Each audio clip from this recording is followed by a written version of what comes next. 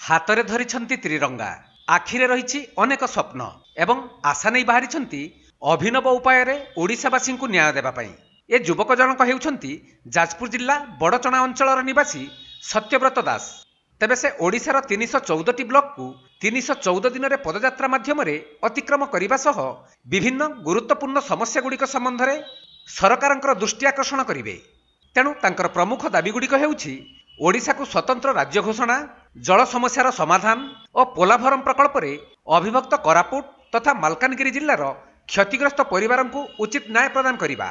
ତେଣୁ ସେ ଜୁଲାଇ 10 ତାରିଖ ଠାରୁ ଆରମ୍ଭ କରିଥିବା ଏହି ପଦଯାତ୍ରାରେ ବର୍ତ୍ତମାନ ସୁଦ୍ଧା 3ଟି ଜିଲ୍ଲା ପରିଭ୍ରମଣ କରିବା ପରେ ମୟୂରଭଞ୍ଜ ଜିଲ୍ଲାରେ ଆସି ପହଞ୍ଚିଛନ୍ତି। ତେବେ ତାଙ୍କର ଏପରି ପ୍ରୟାସକୁ ବୁଦ୍ଧିଜୀବୀ ମହଲରେ ପ୍ରଶଂସା କରାଯାଇଛି।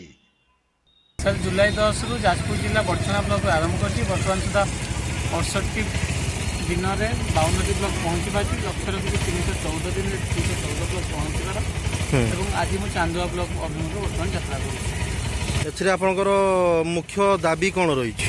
ପ୍ରଥମତଃ ହେଲା ଓଡ଼ିଶାର ସ୍ୱତନ୍ତ୍ର ରାଜ୍ୟ ପାଇବା, ମହାନଦୀ ଜଳ ସମସ୍ୟାର ସମାଧାନ ଏବଂ ପୋଲାଭରମ, ଏହି 3ଟି ବିଷୟକୁ ନେଇ ମୁଁ ଏ ଯାତ୍ରା ଚାଲିଛି। ମୋ ଉଦ୍ଦେଶ୍ୟ ହେଲା ଲୋକଙ୍କ ପାଖକୁ ପହଞ୍ଚିବା, ଲୋକଙ୍କ ବିଷୟବସ୍ତୁ କରିବା। ସେ ପ୍ରୟାସ ଜାରି ରଖିଛି।